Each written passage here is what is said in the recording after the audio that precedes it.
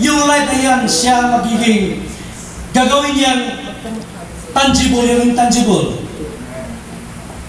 No? Your life and your future is visible in that light if you are truly in the light of our Lord Jesus Christ. Amen. Hallelujah. Because you all know that soon this life will be over.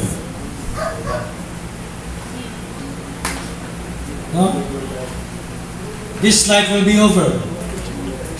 Kaya, the only sure, no? Surer than a mother's tender love, surer as the sun shine above. No? Paano natin makukuha yung sure sa life natin? It is when our life is in the hands of our Lord. It is when our life is in the hands of God. Yung iba, kumusta yung exam nyo? Siguro nangyay na yung sa tahanan ng Panginoon. Parang lang, di ba? Kaya nga, sure ka eh. Yung iba, siguro, sawa, siguro, pag mayawa ang Panginoon. Yung mga ganun, yung mga tuno, di ba? Parang they doubted. Siguro, nandun na yung, kapag pinapala ng Panginoon, doubted pa kayo? Panginoon yan! Amen! Kaya, pag nandyan tayo sa light ni Lord, everything is visible.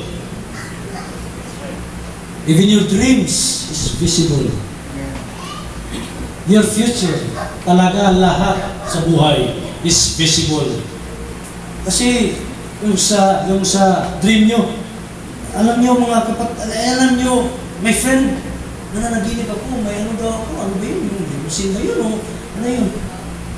Pag nandyan ka sa light ni Lord, magiging visible yan. Amen. Hindi lang yung panaginip. Because everything in the light is visible. Pero huwag nyo hayaan may shadow. Because where there is light, there is shadow.